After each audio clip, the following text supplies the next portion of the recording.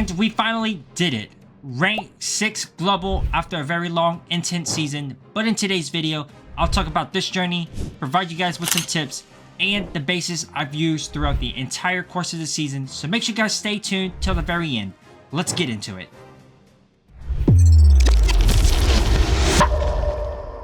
And yes, you did hear correctly. I was able to finish rank 6 global in this season's Legend League. Now, of course, this season was actually pretty long. I believe it was 35 days long, which does have its pros and cons when it comes to having a long season. Now, for this season, having this long one actually helped me in a way because I started off kind of on the slower end because I was just too busy. Not, at the start of a season, it's just not something I really put so much effort other than just doing the hits. But it came into like 2.5 weeks later. That's when I started getting ranked. And that's where I started to put more time and effort on the defensive end. And of course, throughout this course of the video, I will provide you guys some of the tips I would suggest that I've utilized to be able to push as high as I did on both offense and defense. And of course, the bases that I've utilized from day 18 onward, since that's when I started to become ranked.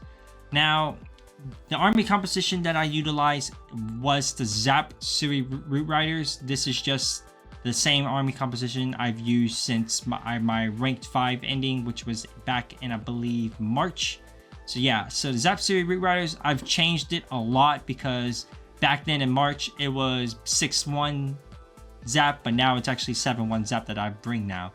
But anyways, not only just that, but my biggest advantage I do want to say is being able to utilize not only one siege machine, but many different siege machines. So such as the Flame Flinger, the Battle Drill, the Siege Barrack, and of course the Log Launcher. So the Log Launcher and Siege Barrack are the ones that I'm utilizing a little bit more just because it has that new value, especially the Siege Barrack.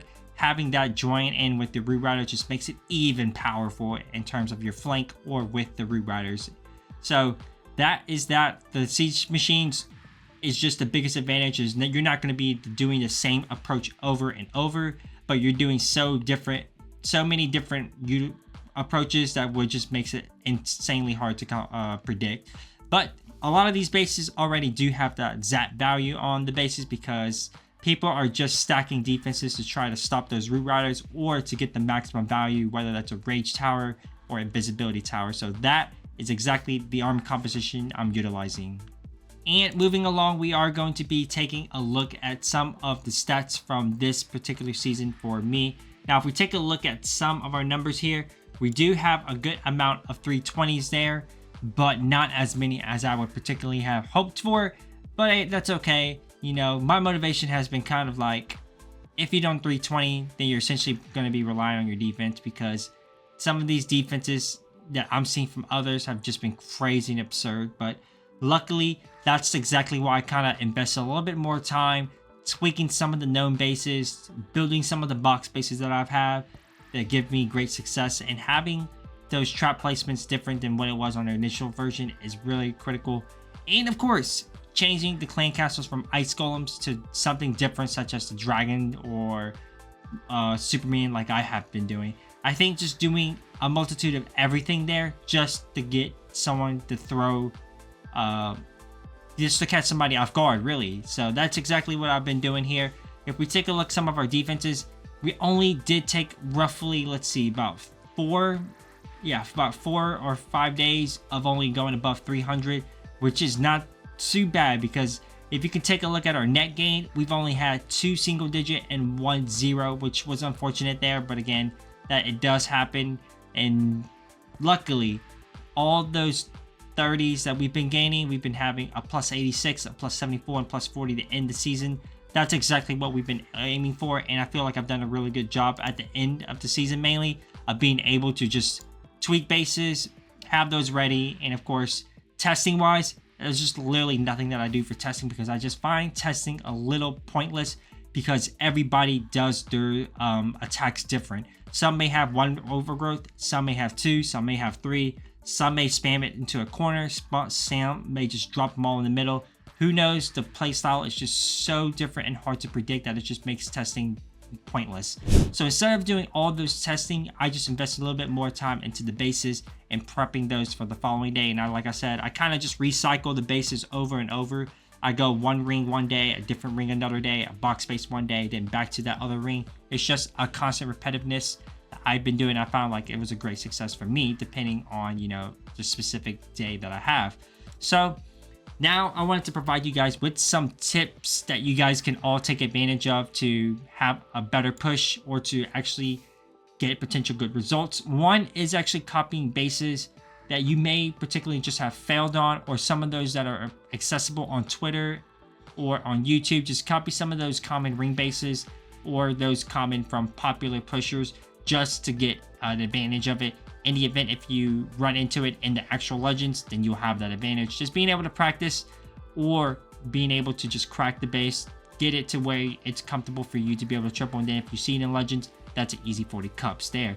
Additionally, doing stay deals with clans just to promote those top clans. Like if top clans are always going to be doing stay deals every season, taking advantage of those is going to be great because you're going to be able to reset with some of those high players who are currently pushing with you guys, so you actually don't get hit by those same people who you are resetting with. So not only just that, there's a little bit of money involved. So of course, taking advantage of that and just having fun and making great progress on your season is just the way to play. And of course, if you make it far enough at the end of the season, if you're high enough, of course, you will get a little bit more money because the stay deals end the day before the end of season. So the end of season would be, for example, on today where I have finished the end of this particular season. So again, those are just some of the great tips I can provide you guys. Being able to improve your offense is the biggest thing. And just like I said, copying those bases, making sure you have multiple approaches, or for example, just being able to execute it and get it narrowed down is exactly what you want to do when it comes to especially playing rewriters. That's just one thing I've been having a great advantage of, utilizing different machines. For example, if I want to use a siege barrack and just to try it out, that will be the case for me to do. So as promised, here are the bases I've used throughout the course from day 18 to day 35. Now, some of these bases I've actually built, some of them I've actually tweaked, and some of them I've actually retrapped. So with that being said, I just didn't want to take credit for all of these bases because some of these bases I've actually just copied directly from top pushers and just simply retrapping them. So again, some of these bases like I said, I've already built, like the box bases. You're going to see some of those. I built some of those box bases and of course tweaked majority of those bases. So again, feel free to grab those. And again, suggest a clan castle for those. I am not actually going to list those just because I utilize so many different combinations of clan castle. Any clan castle can be good. Like I said, I was just changing them just to throw people off. And as again, we're going to jump into a replay highlighting exactly why I decided to switch some of the clan castles and some of the benefits you may come across when switching to throw people off guard. And of course, I wanted to share you guys one replay highlighting the CC catching a player off guard.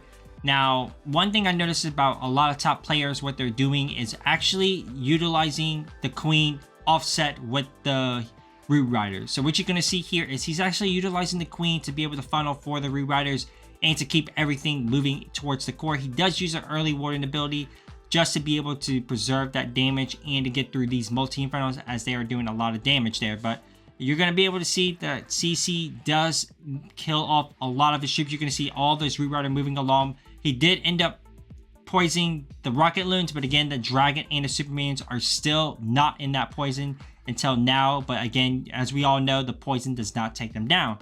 Now, that's exactly what I wanted to do, is just change CC every other day just to catch somebody off guard, especially on ring bases.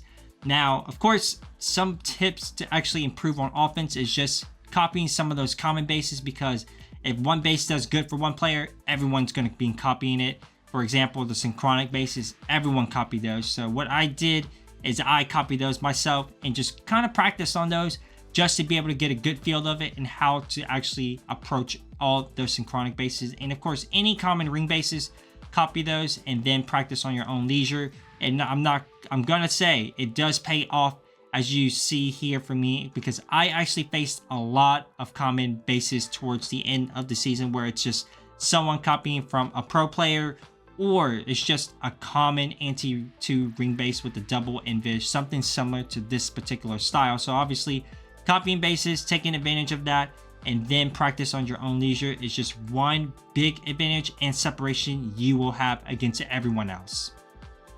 And that's going to wrap it up for today's video. I really do hope you guys enjoyed some of those tips that I have provided that were success for me in my season.